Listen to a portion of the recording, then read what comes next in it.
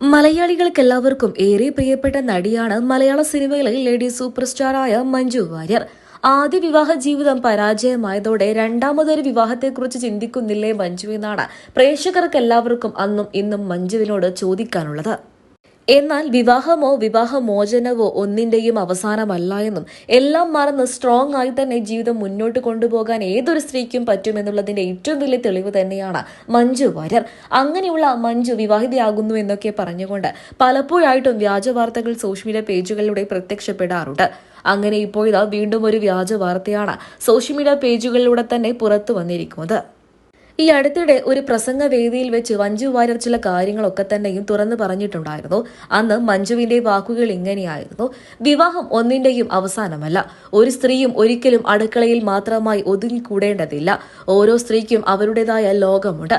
ആ ലോകത്തേക്ക് നിങ്ങൾ തിരിച്ചെത്തണം. വിവാഹമല്ല ഒരിക്കലും ഒരു പെൺകുട്ടിക്ക് ആദ്യം വേണ്ടത്, മറിച്ച് സ്വന്തം കാലിൽ നിൽക്കാനുള്ള ഒരു വരുമാനവും അതിന് വേണ്ട ഒരു മാർഗവുമാണ്. അതാണ് മഞ്ജു വാര്യർ ഇപ്പോൾ തുറന്നു പറഞ്ഞിരിക്കുന്നത്.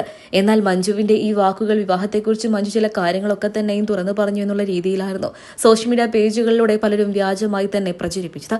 ഇപ്പോൾ ഇതാ ഈ വാർത്തകൾ സത്യമല്ല എന്ന് തന്നെ തെളിഞ്ഞിരിക്കുകയാണ്.